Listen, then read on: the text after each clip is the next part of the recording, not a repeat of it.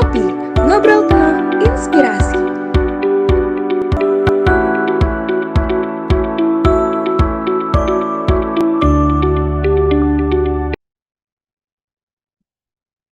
Halo Sobat Ngulik dimanapun berada, gimana nih kabarnya? Semoga kalian semua dalam keadaan sehat dan tetap semangat ya untuk menjalani aktivitas sehari-hari.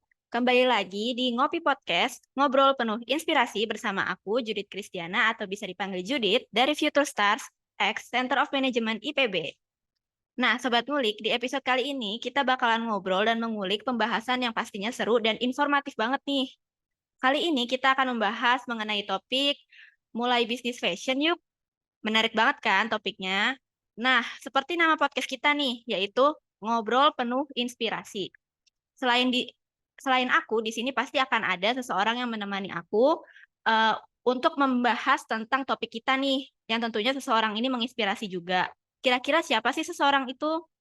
Nah, jadi kita udah kedatangan tamu nih di sini, Sobat Ngulik. Kita kedatangan tamu spesial yang gak kalah menarik dari episode-episode sebelumnya. Beliau merupakan owner dari brand fashion bernama The Syahdan. Kita sambut aja langsung ya. Halo Kak Irwan. Halo, selamat sore. Selamat sore Kak. Gimana nih Kak kabarnya?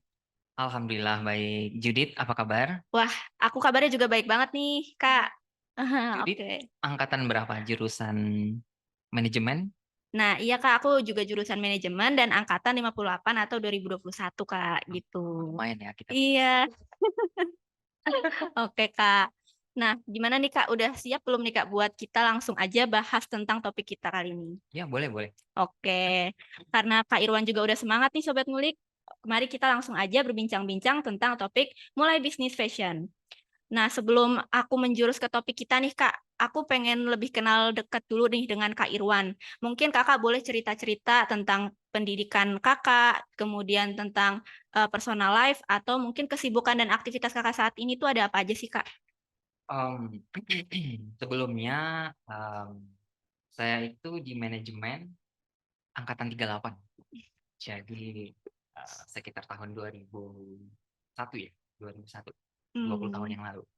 iya. Nah, kita itu angkatan kedua, kalau nggak salah. Manajemen itu berdiri. Saya lulus tahun 2006, sorry. Ketika lulus, saya kerja di perbankan, di Hmm, bank swasta, asing, di Citibank tepatnya. Nah, ketika kerja di perbankan, sepertinya nggak sesuai dengan hati nurani.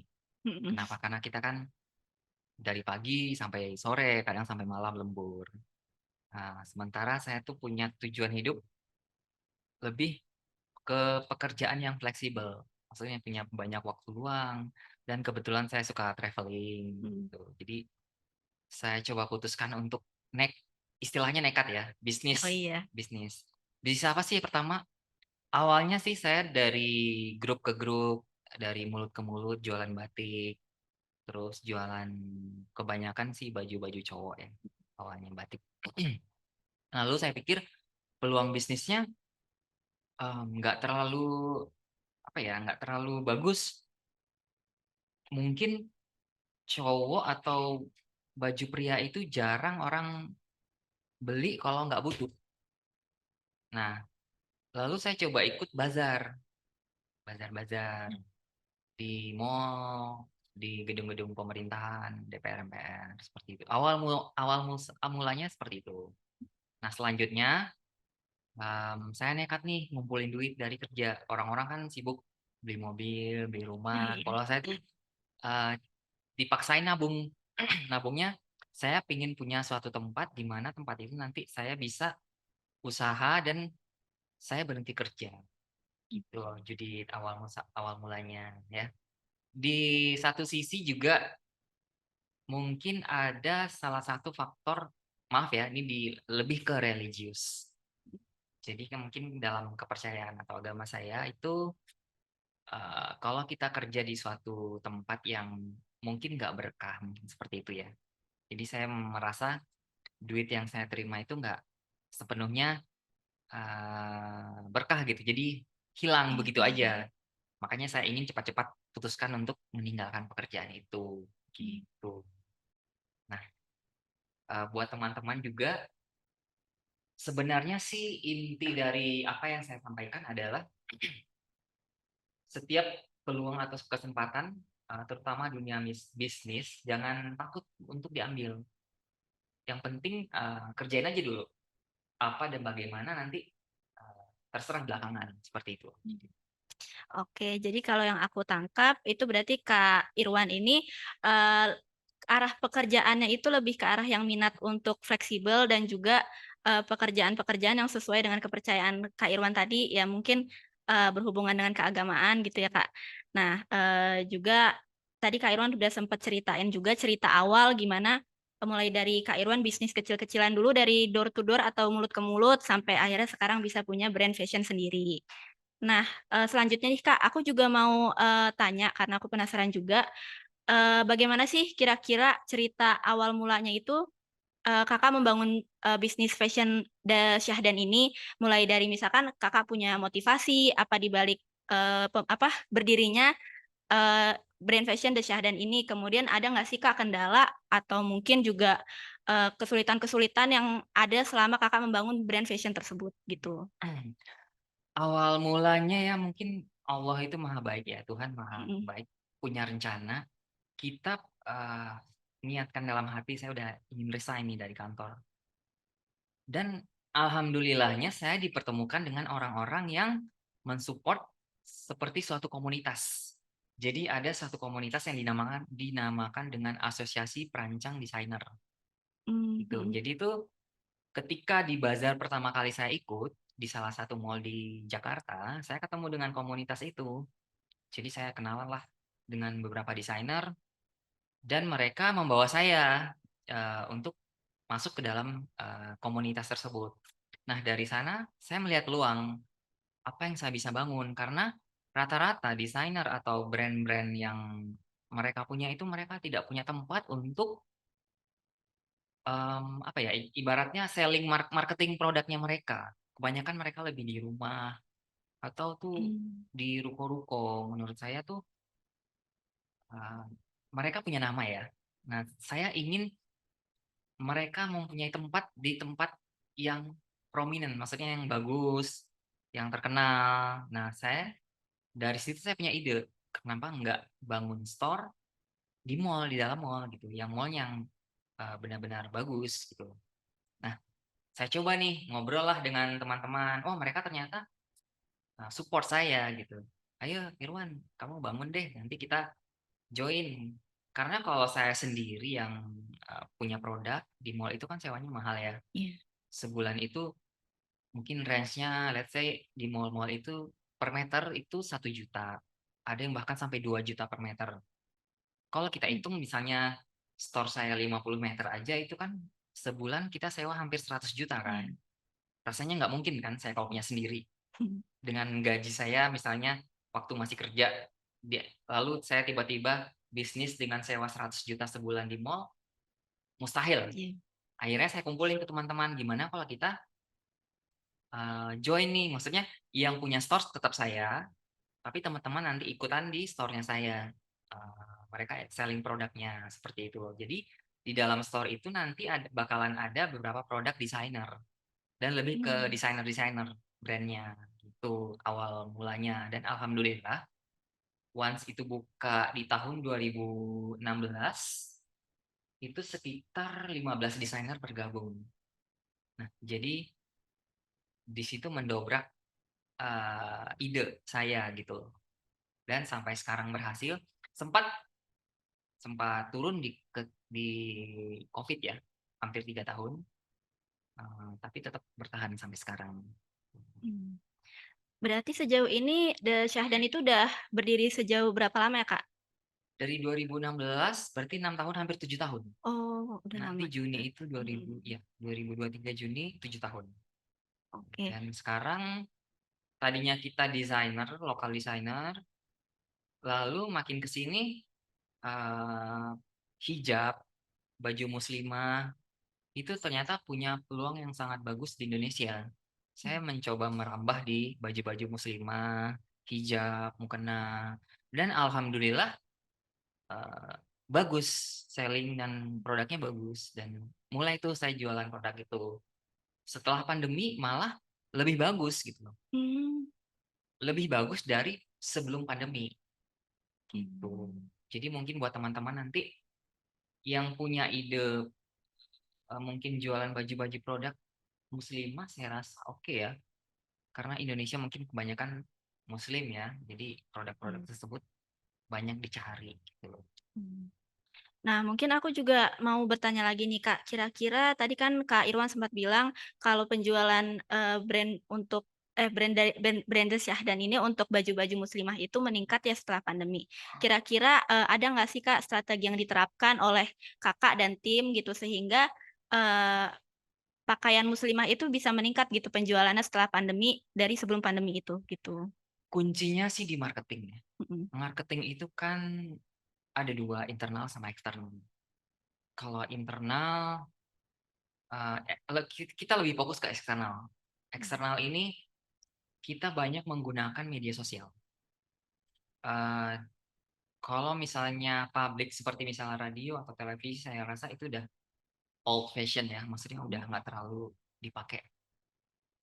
Apalagi media cetak. Iya. Nah, yang paling efeknya sangat bagus di kita itu media sosial. Kayak misalnya Instagram, Facebook. Sekarang kan ada TikTok ya. Iya. Cuma kita nggak pakai TikTok, belum sampai ke sana. Mmm. Dan yang paling paling paling efeknya ini banget Instagram sama Facebook. Dan kita budgetin setiap bulan itu berbayar, ada yang berbayar. Jadi misalnya setiap bulan kita budgetin 1 juta sampai 2 juta untuk promo iklan di media sosial tersebut.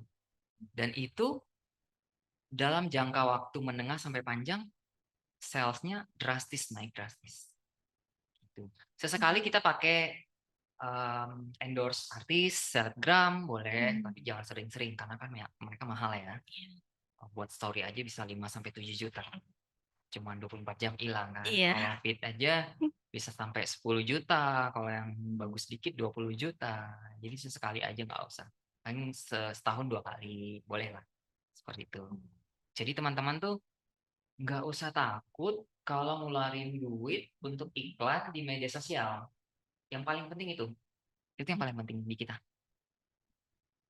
Oke, Kak. Jadi mungkin lebih ke arah strategi pemasaran itu yang kreatif marketing gitu ya, Kak? Memanfaatkan teknologi Ya. dan juga media, digital yang ada sekarang buat memasarkan produk-produk, kita gitu. Nah, terus nih, Kak, kira-kira menurut Kakak, apa sih yang membedakan The Syahdan dengan brand fashion lainnya, yang ada di Indonesia gitu, sehingga mungkin brand Syahdan ini punya keunggulan tersendiri gitu? Ada nggak sih, Kak, keunikan atau hal yang spesial dari The Syahdan gitu? Kita itu one stop shopping. Jadi semuanya ada. Mulai dari hijab, mukena, syar'i, terus abaya, dress, bahkan baju pesta dan baju pengantin. Mmm. Tapi benang merahnya tetap di muslimah. Itu yang membedakan kita. Terus yang kedua, kita itu punya strategi marketing. Ini saya kasih tahu ya ke teman-teman. Kita ada yang namanya PO, jadi custom sesuai request. Karena jarang kan store di dalam mall, mereka jual produk tapi custom dengan request gitu. Mungkin ukuran badannya yang agak sesuai, atau mereka mau warna ini, desain ini, dan kita sediain itu. Itu sebenarnya yang bikin kita kunci bertahan. Apalagi waktu pandemi, alhamdulillah sebenarnya justru produk-produk custom yang bikin kita bertahan, karena customer kita datang lagi, bahkan dari luar kota nggak perlu datang, mereka cuma tinggal telepon, Mas saya bikin custom baju wedding atau ini, tolong dong dibantu. Itu salah satu trik kita sih, dan sampai sekarang insya Allah masih kita pakai. Jadi Oke. buat teman-teman nanti yang mau bisnis, apapun itu bisnisnya, kenali keinginan customer. Misalnya kita mau usaha makanan, jangan maunya ya udah taruh makanan jual selesai. Better kita terima custom juga. Sebenarnya nggak banyak, tapi itu dari mulut ke mulut nanti untuk jangka panjang akan terpositioning di Oh, kepala. iya. Orang akan balik lagi, oh di sini nih bisa pesan sesuai dengan ini keinginan kita. Gitu. Oke. Jadi emang, apa ya, kita harus mempelajari target konsumen kita juga dalam hal memasarkan produk kita nih. Kalau tadi kan kalau The Syahdan itu gimana caranya menyediakan fasilitas buat, konsumen tuh bisa customize produk yang mereka mau gitu kan. Itu menjadi apa, kelebihan tersendiri karena mungkin setiap orang bisa punya selera yang berbeda-beda gitu ya, Kak. Iya. Nah jadi, mungkin bisa dipertimbangkan lagi nih buat teman-teman yang mau membangun bisnis supaya bisa cari, poin selling-nya gitu loh dari produk, kita gitu. Nah, kalau menurut Kak Irwan sendiri bagaimana sih prospek bisnis fashion di Indonesia secara umum, Kak? Tuh. Mmm, Fashion bagus ya, dan segmennya juga Indonesia sekarang, modest terutama, modest itu salah satu konsumen yang paling loyal dan paling besar di Indonesia. Karena Indonesia salah satu negara muslim terbesar di dunia. Jadi kenapa saya bilang modest ya, memang modest peluangnya sangat besar, gitu. Bahkan di luar negeri yang bukan negara-negara yang bukan mayoritas muslim, seperti Amerika, Perancis, mereka sekarang bahkan yang terdekat contohnya Filipina, mereka bikin modest komunitas. Jadi ada komunitas modest. Bahkan mereka juga bikin fashion week-nya, fashion show-nya yang khusus modest. Gitu loh. Jadi peluang itu jangan takut untuk diambil. Ya, buat teman-teman yang mau bisnis di fashion. Tapi saya nggak mempermasalahkan ya kalau teman-teman mau bisnis fashion di selain modest itu. Jadi kayak misalnya etnik, etnik atau batik contohnya. Terus yang busana apa ya? Contohnya kantoran ya, kantoran. eh, Oke, it's okay gitu. Tapi ya tergantung keinginan pribadinya seperti apa, lalu lihat peluang pasarnya, terus yang terakhir segmennya seperti apa, diperhatiin. Jangan kita jualan misalnya di pasar anyar, jualnya segmen middle up. Kan nggak masuk Iya, nanti kan, kita jual harganya 2 juta, di situ pasar jualnya di pasar anyar. iya. Gitu loh. Terus yang paling penting itu segmennya. Jadi harus diperhatiin benar-benar gitu. Dan sekarang jangan takut promo gencar di media sosial. Budgetnya aja kecil-kecilan juga nggak apa-apa, tapi rutin, konsisten, konsisten tiap bulan, ya teman-teman semua seperti itu. Oke, jadi media sosial nih sekarang emang berperan besar gitu ya dalam, hal untuk mempopularitaskan, contohnya tuh kayak brand-brand fashion gitu dari UMKM ataupun brand fashion yang udah, high end gitu kan. Nah, aku juga mau tanya nih Kak, dari Kakak sendiri nih, dari Kak Irwan dan tim, apa sih tantangan terbesar yang paling berdampak dan bagaimana cara The Syahdan untuk mengatasi tantangan terbesar yang pernah dihadapi tersebut, Kak? Tantangan terbesar kita itu selain modal, tenaga kerja, SDM. Mhm, Karena SDM ini kan susah ya untuk dikelola. Maksudnya di susah ini, mereka itu keluar masuk. mhm, Ketika sudah kita training dengan bagus, mungkin mereka akan keluar pindah ke tempat lain, gajinya nggak sesuai. mmm, Nah, tantangan terbesar yang terus-menerus kita selalu improve, perbaiki sistemnya itu SDM. SDM itu nggak gampang. Terus yang kedua, modal mungkin modal oke lah, ada investor atau kita minjem, tapi minjem saya nggak saranin apalagi sampai ngutang ke bank. iya, Ya, kalau mhm, bisa modal kecil juga nggak apa-apa. Yang susah ini SDM memang.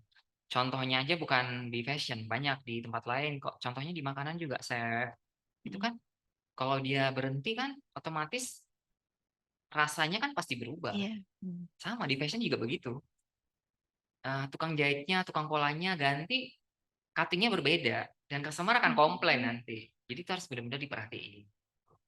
Tarik ulur SDM itu agak-agak susah-susah gampang ya, dimanapun itu. Nah, triknya sih jam terbang nanti perlahan. mmm, Intinya yang penting ownernya atau si manajemennya menguasai end to end-nya dulu. End to end bukan berarti dia bisa bisa contoh dia harus bisa jahit enggak, dia harus bisa beli bahan langsung sendiri enggak. Maksudnya dia ngerti ini bahannya apa, polanya seperti apa, cuttingnya apa. Bukan dia berarti dia yang bikin gitu. Jadi nanti once ketika orang ini keluar masuk, kepalanya ada di dia gitu. Idenya ada di dia. Tuh. Gitu. Oke, jadi kalau dalam mencari SDM itu juga kita perlu perhatiin ya Kak, tentang keterampilan dan konsep dasar yang dipunya sama calon tenaga kerjanya itu, gitu. Ya. Nah, oke nih Kak, pertanyaan terakhir, buat sobat ngulik yang ingin terjun ke bisnis fashion nih Kak, hal apa aja sih yang harus dipersiapkan kira-kira? Yang pasti adalah niat Mhm, dan bukan cuma ide doang, tapi dipaksakan untuk dijalankan. Itu yang pertama. Niat terus harus dijalankan. Jangan cuma ide-ide terus nggak maju-maju. Gitu. Terus yang kedua, network atau link. Coba komunikasikan. Misalnya kita nggak punya modal, cari mungkin orang tua atau teman yang punya modalnya kuat. Nanti kita bisa ngobrol, sharing, kolaborasi. Seperti itu. Yang penting ada niat dulu. Dan ketika nanti dapat kesempatan atau peluang, langsung diambil. Jangan mmm, takut, langsung diambil. Apapun itu. Ya, seperti mmm, yang tadi saya bilang, kalau ada kesempatan langsung diambil. Gimana caranya, sistemnya seperti apa, menjalankannya gimana, pokoknya ambil aja dulu, ya, mhm. gitu. Oke, jadi yang pertama tuh emang niat ini paling penting ya sebelum kita memulai pekerjaan apapun dan, dari niat tersebut kita tuh pasti bakal bisa buat mengimplementasikan ide-ide yang kita punya. Jadi nggak cuman ada di pikiran kita doang nih gitu buat sobat ngulik yang ada di rumah. Nah, oke Sobat Ngulik, nggak kerasa nih, udah lumayan lama kita berbincang-bincang dengan Pak Irwan. Kita juga udah dapat banyak banget ilmu dan insight yang luar biasa nih. Mulai dari awal mula mendirikan bisnis fashion, yaitu dengan brand The Syahdan, kemudian ada strategi pengembangan, pemasaran, dan juga perbedaan The Syahdan dengan brand-brand lainnya. Selain itu ada juga nih prospek bisnis fashion di Indonesia, tantangan hingga persiapan apabila ingin terjun ke bisnis fashion. Nah, dari yang udah Pak Irwan share ke kita berdasarkan pengalaman beliau, udah memberikan banyak pengalaman dan ilmu terkait memulai bisnis fashion yang Pak Irwan jalani. Terakhir nih, Kak, mungkin boleh nih Kak dikasih pesan dan closing statement apa yang ingin Kakak sampaikan kepada sobat ngulik yang ada di rumah, terutama buat sobat ngulik yang ingin memulai bisnis fashion gitu, Kak? Ini yang paling penting ya, buat adik-adik, teman-teman, jangan pernah takut kalau lagi di kampus nilainya nggak bagus, IPK-nya jelek. Jangan pernah minder, ya. Karena itu bukan satu-satunya poin dalam kita mendapatkan pekerjaan dalam usaha, ya. Jadi adik-adik kalau misalnya nilainya nggak bagus-bagus amat, jangan khawatir pokoknya, ya. Jalankan bisnis. Nah, itu yang kedua. Jangan lulus kuliah, saya mau kerja, kerja di sini. Better coba, oke lah, tujuan utamanya kerja dulu. Tapi pikirkan next step-nya, saya harus punya bisnis. Gitu. Punya bisnis, apapun bisnisnya. Dan kalau bisa nanti setelah sambil kerja, sambil bisnis, dipilih yang utamanya bisnis.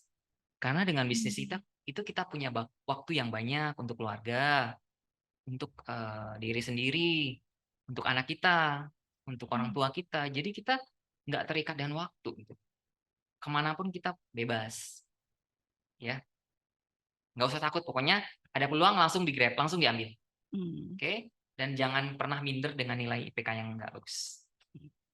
Oke, dari yang aku highlight berarti emang yang paling penting itu adalah supaya kita jangan minder dan juga, selalu semangat dan kalau ada peluang itu diusahakan supaya kita bisa berani untuk mengambil peluang tersebut gitu, jangan ragu. Nah, mungkin segitu aja. Terima kasih banyak kepada Kak Irwan atas kesempatan luar biasanya. Semoga kita bisa bertemu lagi di lain kesempatan ya, Kak. Nah, sebelum kita pamit nih, aku mau mengucapkan terima kasih juga kepada, sobat ngulik yang sudah menonton atau mendengarkan podcast kita kali ini. Jangan lupa juga bagi sobat ngulik untuk follow dan dengarkan podcast Future Star IPB di Spotify yang berisi banyak inspirasi dan tentunya bermanfaat. Tapi bagi sobat ngulik yang nggak punya Spotify, jangan berkecil hati dulu ya, karena kalian bisa langsung aja buat nonton Ngopi Podcast di YouTube Center of Management, dan jangan lupa juga untuk like, komen, dan subscribe. Aku Judith Kristiana dari Future Stars IPB, ex Center of Management IPB, pamit undur diri, and see you in the next podcast. Dadah! Dah. Terima kasih untuk Sobat Ngulik yang udah ngedengerin Ngopi Podcast kali ini. Dan jangan lupa untuk tetap stay tune di Ngobrol Penuh Inspirasi selanjutnya. selanjutnya. Bye-bye!